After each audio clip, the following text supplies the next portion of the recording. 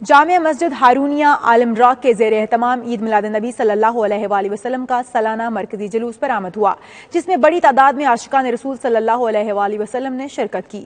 جلوس مختلف راستوں سے ہوتا ہوا واپس جامع مسجد ہارونیہ میں اختتام پذیر ہوا۔ تفصیلات عابد کاظمی کی اس رپورٹ میں جانیے۔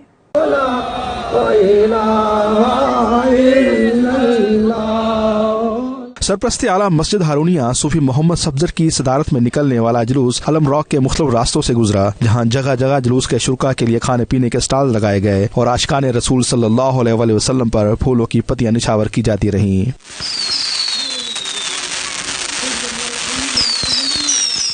اس موقع پر رضاکاروں کی بڑی تعداد ٹریفک کو کنٹرول کرنے کے لیے تعینات کی گئی۔ عاشقان رسول صلی اللہ علیہ وآلہ وسلم بلند آواز میں نبی رحمت صلی اللہ علیہ وآلہ وسلم کی بارگاہ میں درود و سلام کے نذرانے پیش کرتے رہے اور اللہ اکبر کے فلک شگاف نعرے لگاتے رہے۔ نعرہ تکبیر، نعرہ رسالت۔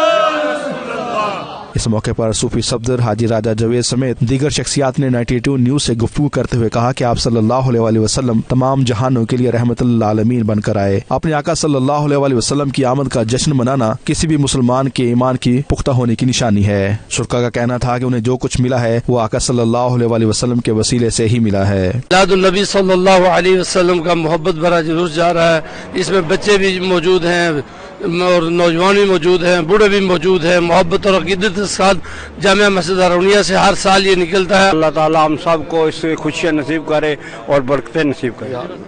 یہ ہماری طرف سے پوری دنیا میں سب کو مبارک۔